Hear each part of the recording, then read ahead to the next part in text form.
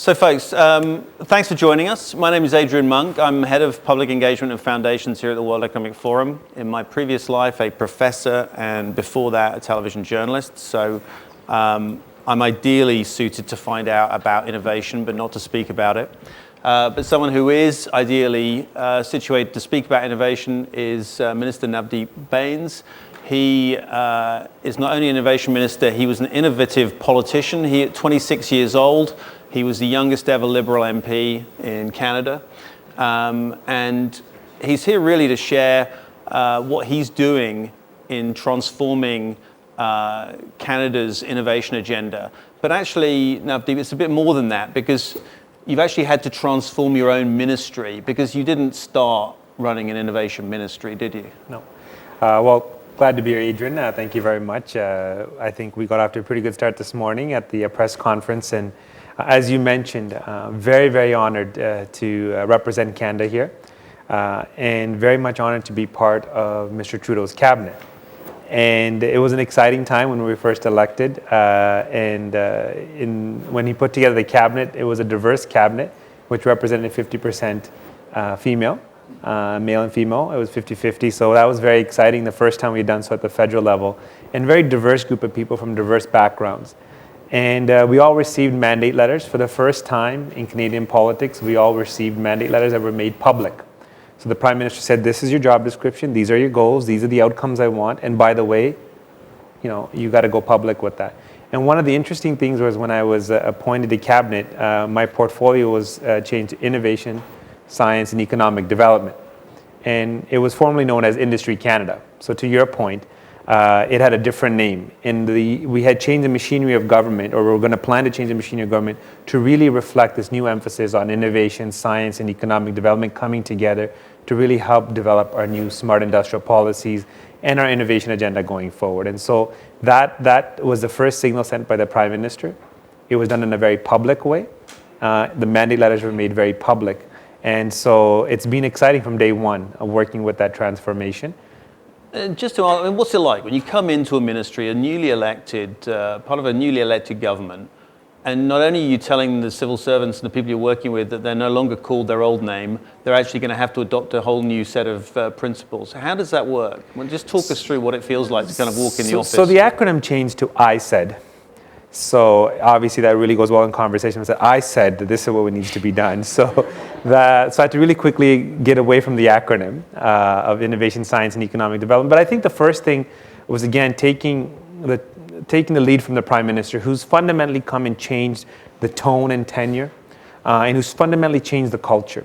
Because as I taught in business school, as you're very familiar with, if you don't change the culture, you can't really deploy these strategies. You need to have the right culture if you really want to be an open and inclusive government.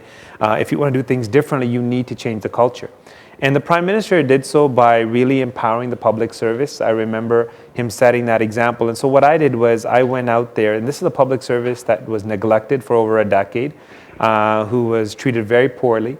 And I went out of my way to go and meet as many people as I could in the first few weeks. So I spent very little time in briefings, but spent a lot of time meeting with the public service.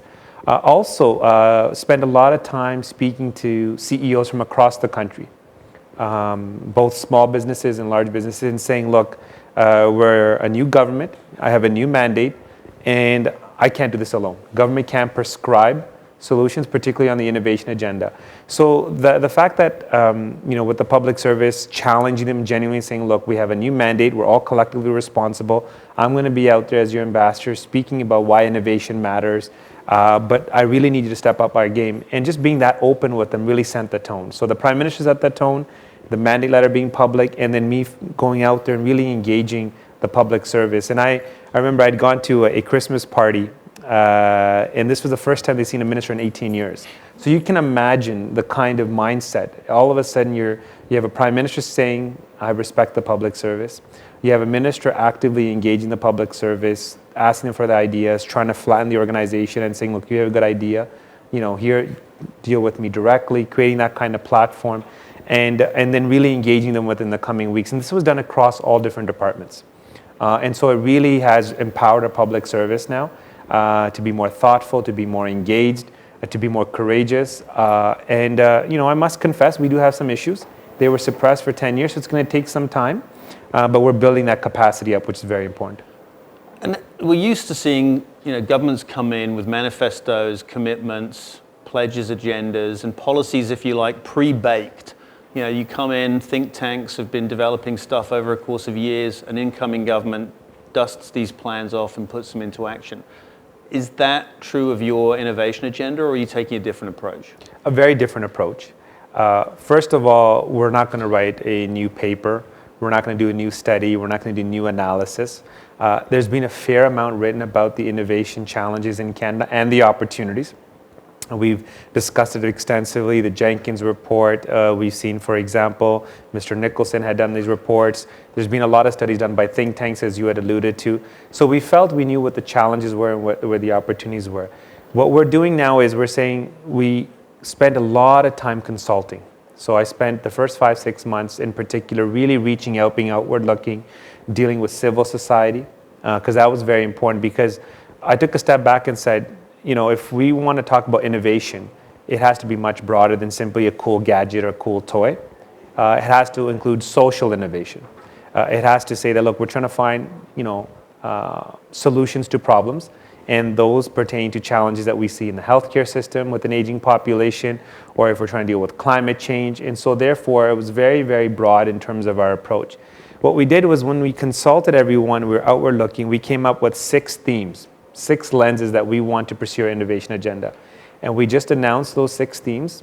And now we're in the process of, again, engaging civil society, academia, business, all levels of government to put things in context. This is the first time at the federal level we had a meeting with our provincial and territorial counterparts to talk about innovation and economic development in over 13 years.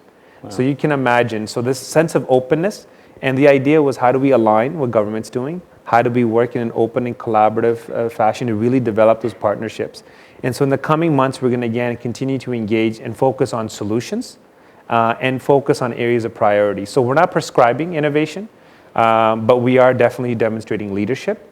And we've put out markers of where we think we can move the needle. And we're now having this very important dialogue with different segments of society. So there's a very influential libertarian strand in sort of technology thinking, which would say the most innovative thing governments can do is get out of the way. So, what are you thinking coming into this? Are you thinking there is a real role for government, or is it about rolling back some of those kind of red tape regulations that we hear so much about from tech libertarians? Look, I'll give you an example. We're very open-minded, and we definitely listen to them. One of the issues we championed during the campaign was stock options. We wanted to, we ran on a campaign to focus on the middle class. We ran on a campaign to close the loopholes that were benefiting the really wealthy. And we talked extensively about stock options. But we heard pushback from the business community, from the tech community, saying, no, these are legitimate forms of compensation to help companies grow. So we did not pursue that course of action. So we do listen. In terms of red tape, I'm working very closely with my provincial and territorial counterparts to harmonize regulations, to eliminate barriers. But I think the point you asked is what is the role of government? And I fundamentally believe if you look at any society that's really moved the needle on innovation, and we did a fair amount of analysis both on China and the US, we looked at the Swedish model, what they did in South Korea, countries like Israel, etc. And government does have a role to play as an enabler. And so that's what we're trying to determine is where can we be an enabler to really help advance the public good and at the same time deal with issues around climate change and healthcare and an aging population and really drive a robust innovation agenda.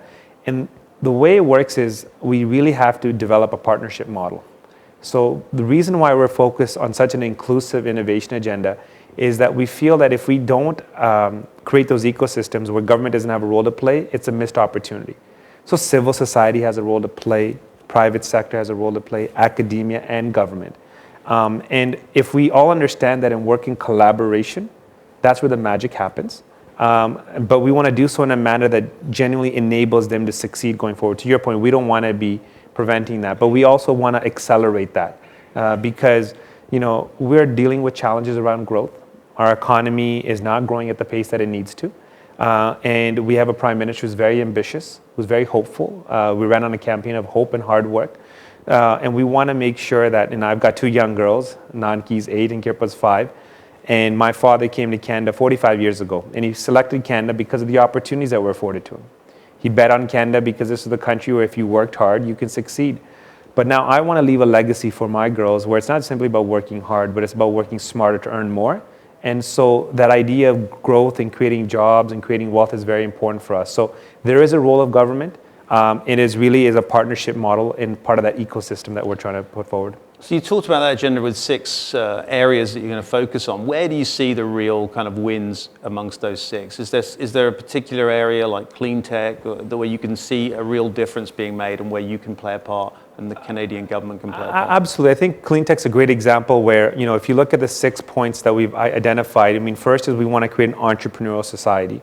And I talked about it this morning as well. This is truly an area for Canadian competitive advantage. We want to really strengthen the domestic footprint on STEM, really focus on providing the ability for Canadians in Canada to be able to pursue a career in STEM and really creating the ecosystem for that. And I've been talking about an example, coding is just as important as reading and writing. But we also want to leverage our diversity, which is really a differentiating factor for us. And we want to supplement that with stronger immigration policies. So we want to really create that creative and entrepreneur society. And of course, we want to focus on clean growth and scale up. So there's 2 points to that. So I think, yes, we're definitely focused on clean tech. The reason why that's the case is because we made significant commitments to reducing our carbon footprint, and we want to be a low carbon economy.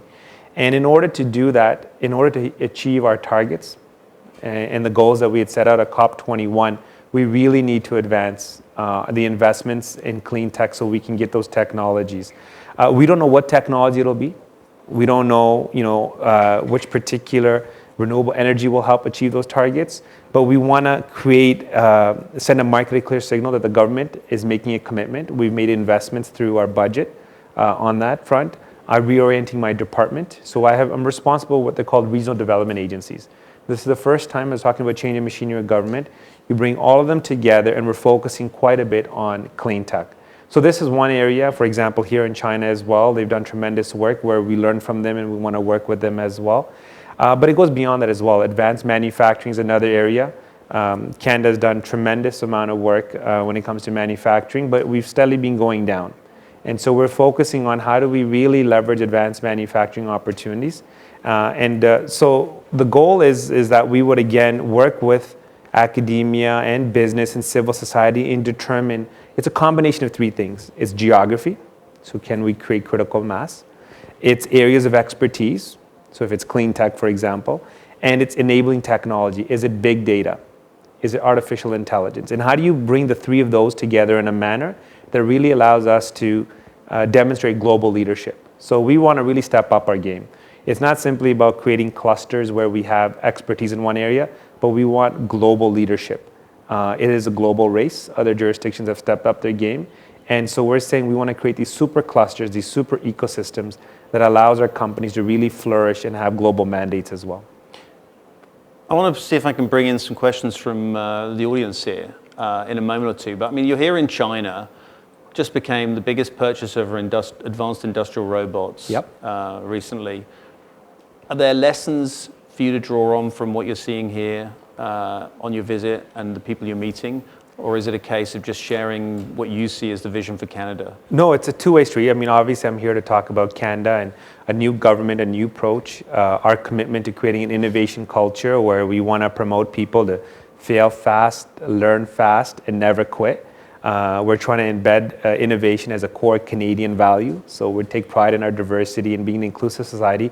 Why can't we be an innovative society? So really here to brag about Canada, about the new leadership and the new thinking around innovation, but definitely here to learn as well. And I think from the Chinese experience, for example, it's incredible how they're embracing technology. It's incredible the leadership role they've shown in clean tech, but also advanced manufacturing. You talked about robotics, even the sharing economy, for example. These are areas where, as policymakers, we need to be very mindful of. Because the challenge fundamentally, Adrian, is that we worry about the next recession, but it's really not the next recession. It's the next set of disruptions that can have a profound impact on our economy, both domestically and globally. It can displace a lot of people, create a lot of new jobs.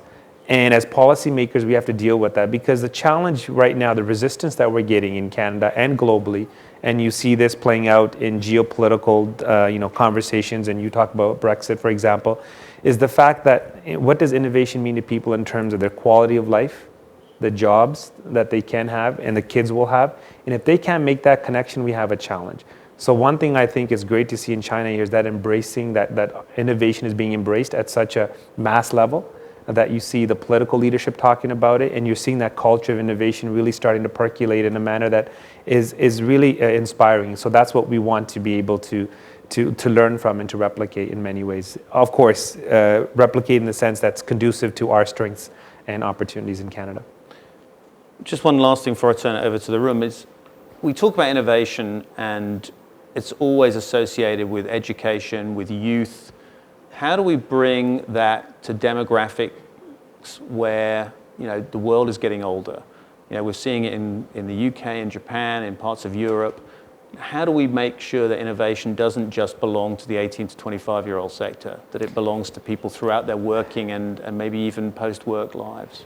So, this is putting it in stark terms, but innovate or die, right? So if you don't innovate and change, then you're definitely going to be left behind, and you will really fear. If you think you're worried now and you're worried about the consequences of your future now, and if you don't really embrace these opportunities, then you will really, really see challenges going forward. But the bottom line is education. We as a government recognize that we have a role to play, again, as part of that inclusive ecosystem of really focusing on education. How do we educate and provide the right skill sets for individuals who are transitioning from different jobs? How do we embed education at a very young age? How do we implicate a more aging population? That is, so that could mean simply by providing better infrastructure, to making sure we have better broadband connectivity, making sure we have fiber to the home, making sure that we provide opportunities for SMEs, for example, in these rural and remote regions who are being left behind, where succession planning is a bit of a challenge, and you still have those that are postponing their retirement because they haven't been able to find the right succession model. So how to really create opportunities for these SMEs to be part of this industrial revolution? How do they really embrace and adopt ICT adoption and really embrace digitization? So the bottom line is education. And I think government has a critical role, along with our partners, to really drive that message home. Can I get a sense, looking around the room, if we have any questions? I've got to shield my eyes slightly so I can actually see you raising your hands. Okay, got a fair few folks there. We have microphones on one side, both sides. Fantastic. So, gentleman at the front, and we got.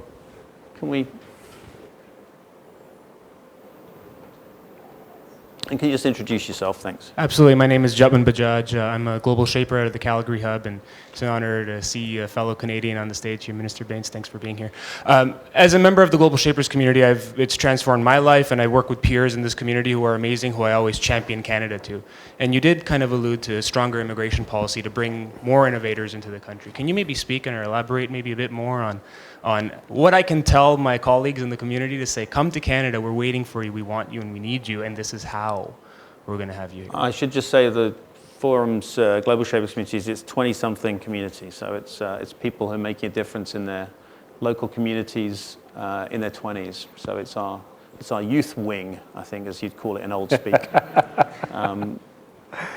Well, no, again, for me, I talk about my personal story, talk about my father coming to Canada. I talk about the aspirations I have for my girls. And we say consistently in Canada, we're a country of immigrants. This country was built on successive generation of immigrants really betting on Canada.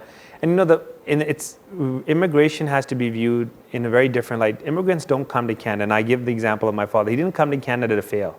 He came to Canada to succeed. And he did everything imaginable to succeed. He worked 2 to 3 jobs. He worked really hard to start up his company.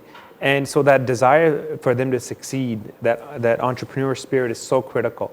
And so we want to make sure that we take advantage of that. And this is a personal view of mine. This is not reflective of the government policy, but I'm pushing for this very aggressively. Why can't we bring in 1 million people to Canada on an innovation immigration system, right? And first of all, as a population of 35 million, that's significant change. And it comes out with that you have to really invest in immigration settlement, capacity, you have to deal with housing, infrastructure. So there's a whole set of issues that come with that. But fundamentally, if the bet is to grow the economy, to be a global center of innovation, to bring in the best and brightest, and to really promote our diversity and inclusiveness, we need to be bold about it if we really want to see meaningful change. So I'm saying, why can't we bring 1 million people? Why can't we bring them on innovation class where we bring the best engineers, the best scientists, the best mathematicians, the best entrepreneurs, et cetera, et cetera. So this is the kind of ambition that I have for Canada. This is the kind of ambition that I'm working with my colleagues to try to promote. So the bottom line is Canada has a new government that views immigration not only in strong social policy, but economic policy. It's fundamental to our long-term growth and is going to be key to our innovation agenda. And I can assure you that we will definitely be looking at it. What that number is, I don't know, but I have a very ambitious target for it. It's certainly refreshing to hear someone talk about immigration not as a problem, but as an actual opportunity. I think looking back on the golden age of the third industrial revolution or the second industrial revolution, that was powered by massive immigration around the world. Can I bring in the gentleman on the front? Yes, thank you for the topic. I'm very interesting. I think that you give me a very good talk. Can you just tell us who you are? Okay. My name is Herbert Chen. I come from Tsinghua University. I'm very interested about this topic because the Tsinghua University is running the largest university science park in the world. And also we have a network of incubators all around China. That is the innovation ecosystem we are building up. So when we work on the bigger project, we have the feeling that you can change the physical things very easily. So you can build up the buildings in the ground, no problem. But when you talk about changing the culture, it will be always looks very hard. For instance, in China, the people read the books or stories in the TVs, all successful people. If you're innovative, you want to try your business, you failed, nobody will report you. No. Right? So this is the culture. The China people like to read the book about the hero. Correct. So I want to communicate with you. So when you talk about changing the culture, what a specific way you can do and what kind of a method you are using for changing the culture? Thank you. Yeah, no, I couldn't agree with you more. We focus a lot on success, and a lot of those individuals, even that do succeed, some of them, not all of them, downplay their failures. But I can tell you right now, the point I made earlier before is failure is not a bad thing. As long as you fail fast and you learn fast from those mistakes and you never quit. So that's the cultural mentality that I want to embed in Canada. That's the mindset that failure is not necessarily by itself a bad thing, especially if you have the mindset that you have a solution and you're pursuing it. You recognize that it's not going to move ahead. You quickly understand, learn from that, and come up with another idea, another path forward. So it's that constant trial and error method that is very important. That is the challenge we have right now. That is, right now, the system is designed to work against that. If you fail, then people, they won't bet on you. I think we need to create a culture where if you failed once or succeeded once at least, that's when you should be an attractive point for investment. So that's the responsibility that I have along with a whole of society and whole of government. Innovation is not something what I prescribe or what I will say. It needs to be a collective sense of urgency, a collective responsibility. So if this is what I believe, if I believe we want to change the culture, we want to promote innovation, and within that comes failure, for example, and a lot of successes as well, then this is something that needs to be embraced by academia, by businesses, by civil society, by all levels of government, right? And so if we are able to then get this language out there and where everyone's communicating that to it, then over a period of time, because culture doesn't happen overnight. Innovation will not happen overnight. So we must confess as a government, we have a very long-term perspective on the innovation agenda. We understand that culture will take a long time to change. We are obviously changed the tone, we've changed the outlook. We are more open and more transparent, but this takes time. But definitely, and as I said before, innovation needs to be a core Canadian value. And so if we make that part of our Canadian value and we focus on culture, I think in the long term, we will reap the benefits of it, but it will be a lot of hard work. Can we have the lady at the front? And let me just quickly, we've got 5 minutes, so I'm just going to see if I can squeeze anyone else in. Anyone had their hand up before that I haven't kind of recognized? I'm going to take the gentleman at the back, lady at the front, and the waviest hand. We'll try that gentleman there. He did one of these. I'm not sure what We'll try and do 3 quick. So if we can take the questions, put them all together. Yeah, what and about then we that? can Yeah, get you exactly. to That's what answer I will them. do. Yeah, Okay, I'll make so a note of them. Please make it a question and not a statement, as they always say. Hi, my name's Amelia, also a fellow Canadian. Good to see you again. Good to see you too. I was wondering, what metrics will you be using to ensure that you're achieving your innovation agenda, and how that's going to be moving forward for you? Great question. Gentleman at the back.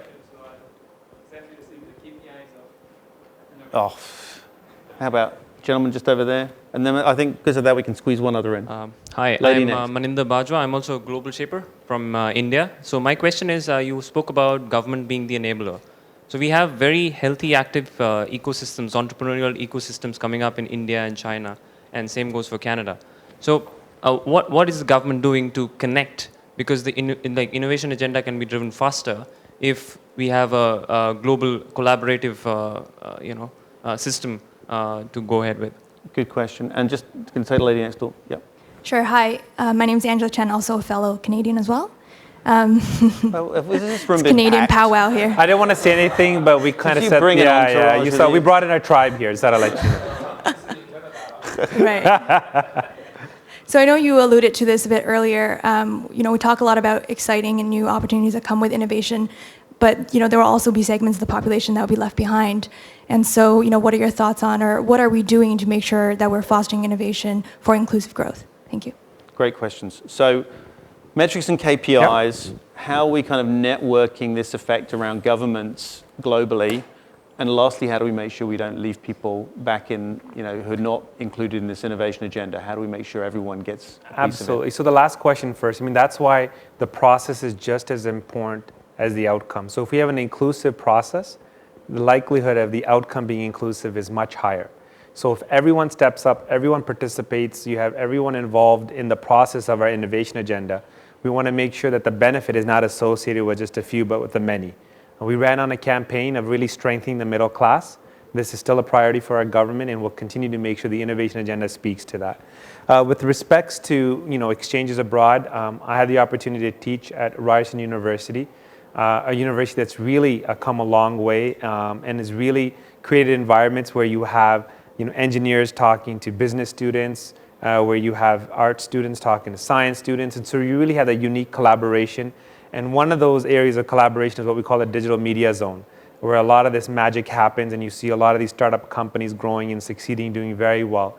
And they went international. They set up a partnership with the Mumbai Exchange and setting up those international incubator collaborations. And this is a model that we will definitely continue to pursue because, again, it's about the flow of ideas, and ideas are not simply restricted to one jurisdiction. So we want to be able to create that network effect with many other jurisdictions through those ecosystems and incubators and accelerators. So that is something that we've started, but I suspect we will definitely step up our game. And in metrics, so I'm so glad this was mentioned. I'm a numbers guy. I'm an accountant by background. So I love numbers. And this is the first thing I asked. I said, what does success look like? We talk about success. So jobs matter. Quality of jobs matter. Quality of life. So all the metrics associated with that. Traditional metrics around R&D. So what is the government R&D footprint versus private sector? The challenge in Canada is that business R&D is not going in the right direction. And so we need to really step up our game there. So we'll be monitoring that metric as well. But the metric that I'm excited about is scale up. So one of the areas we talked about is clean growth and scale up. We have 169 companies in Canada with $1 billion net worth or more. How do we create more billion-dollar companies? How do we create the next 1,000 or 2,000? So scale up is going to be very key. We do really good job on starting up companies. 78,000 companies were started up last year. So we do really well at starting up companies. But how do we use government procurement, for example, to really help those companies validate their technologies, their ideas, and help them scale up? And so that's a key metric as well. And there'll be a whole host of traditional metrics from IP and trademarks. But the ones that stand out for me really are good quality jobs and the scaling up companies. I think those are the ones that would resonate with the inclusive aspect of it and with the electorate during the upcoming election. I know from all the hands in the back that we could have gone on a lot longer, but I want to thank, on your behalf, Minister Bains, and thanks for sharing your innovation agenda with us. Thank you. Thank you.